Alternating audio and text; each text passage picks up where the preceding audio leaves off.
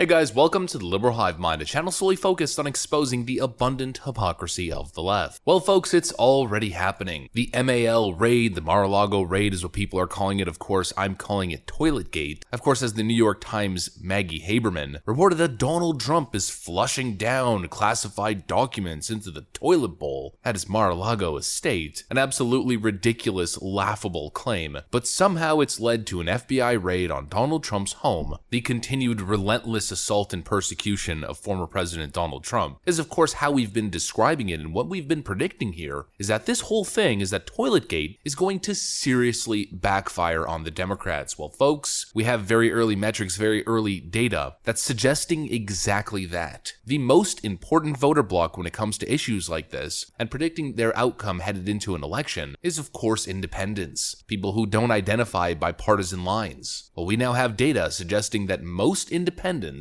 are viewing the FBI's Mar-a-Lago raid as yet again another witch hunt. They're viewing it as a political act. This is not what the Democrats wanted to see, folks. It's already backfiring and backfiring hard. Let me show you guys exactly what's going on here, so let's roll the tape. Alright friends, so take a look at this. Poll: Mar-a-Lago raid backfires spectacularly on Democrats. We're all waiting to see the next steps establishment Washington takes following the raid at Mar-a-Lago. As details emerge, the reason for the intrusive spectacle becomes less clear. It has undoubtedly divided Americans along partisan lines. However, the obvious political persecution of the former president is drawing some new lines. According to a new poll from the Convention of States and Trafalgar Group, the majority of independents, 53.9%, believe that Donald Trump's political enemies are behind the FBI raid. They join 76.7% of Republicans who hold the same view. The two groups are also aligned on enthusiasm to vote based on the FBI raid. The spectacle increased the motivation to vote for 83.3% of Republicans and 71.1% of independents. Nearly 3/4 of Trump-deranged Democrats believe that the raid was the impartial justice system at work. However, the raid did not create as much enthusiasm to vote among Democrats, with only 55.2% saying it made a difference. See, that's the thing. Democrats already thought that Donald Trump was a criminal. Democrats are already voting along the lines of supporting the endless persecution of Donald Trump, so it hasn't necessarily changed their minds at all. Whereas for Republicans and independents, it's made a massive difference. Above 70% of independents are now factoring this into their enthusiasm to go vote. I wouldn't be surprised if a good chunk of those independents are people who are sick of seeing this witch hunt nonsense. I mean, it's been years of this stuff. It's like I keep saying, they keep crying wolf. Donald Trump's gonna be guilty this time. We definitely have the evidence. And if there was no backstory, if there was no historical context here, and there was never any witch hunt or any persecution of Donald Trump, you may look at this raid a little bit differently. But given the precedent that's been set, given the endless witch hunt, given the millions upon millions of dollars that have been spent, it seems almost like most Americans are a little bit desensitized to this stuff and just aren't taking it as seriously as Democrats were hoping. That article and that polling data that I showed you guys is from August 10th. Well, the more information we get and the more confusing this whole ordeal becomes, as we now have information that Merrick Garland was behind the whole thing, as more information regarding the judge, Mr. Brune Reinhardt, comes out, and as more wacky, totally unbelievable, totally unserious Democrat narratives continue to surface, I really wouldn't be surprised if that 54% number continues to rise, as more and more independents continue to wake up that it's probably just another deep state scam in the endless persecution and hope for prosecution of Donald Trump. It seems almost like an element of the Streisand effect at work. The more they tell you that Donald Trump is one thing, the more people start to revolt. The more they attack him, the more people support him. I think it's the same phenomenon that we've seen forever, the same phenomenon we've been speaking about. If you look at Donald Trump's approval rating from his initial inauguration day on January 20th, 2017 to his peak right before Election Day 2020, you notice something very odd about the graph and about the numbers. Donald Trump is one of the very few presidents who didn't take over the office of the presidency with extremely high approval ratings. In fact, he was in the gutter when he first started. But the more people were exposed to Donald Trump, the more powerful he became. The higher his approval rating shot up. And more importantly, the more the media attacked him, the more the Democrat and deep state establishment attacked him, the more popular he became and the more powerful he became. It's one of the big factors behind my personal political awakening. The more they go after this guy in their unhinged attacks, whether it was their deep state coup attempts, their phony scandals, or their rhetorical attacks, the more people started to like him. The more people were contrasting what they were saying with, well, basic reality and facts, and the more people started to push away the media and started to push away the Democrats and actually embrace Donald Trump and, of course, Trumpism in America First politics. The same thing is happening. This is yet again a continuation of that same exact phenomenon. In fact, Donald Trump is even celebrating it. President Trump announces that he has his best poll numbers ever and largest amount of campaign contributions from the people ever this past week. Take a look at this official statement released by Donald Trump. August 13th, 2022 statement by Donald J. Trump, 45th President of the United States of America. Just received the strongest poll numbers I have ever gotten and the largest amount of campaign contributions from the people. The public gets this scam, but this time much earlier than all others. And I think that's really a great way to put it.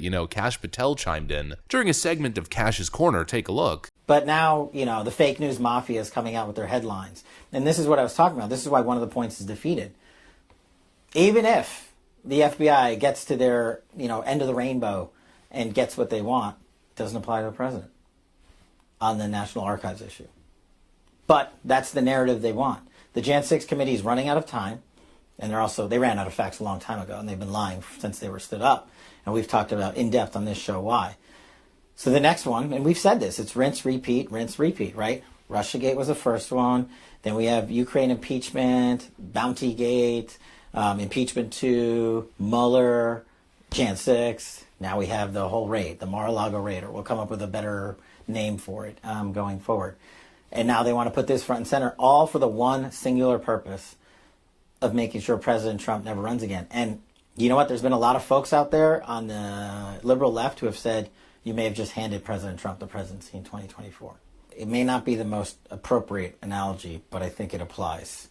This is the modern day version of Watergate. Except the only difference is it wasn't political operatives breaking in to their opponent's headquarters. It was the FBI and DOJ busting in to the home of their political opponents.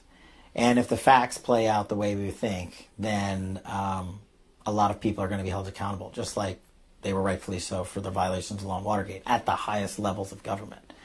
And I think that people will criticize that analogy, but I can't think of a better way to encapsulate it for the American public, because that's one they can all relate to. And it was egregious then. It was a gross violation of the law by the highest levels of the Department of Justice, the FBI, and the White House.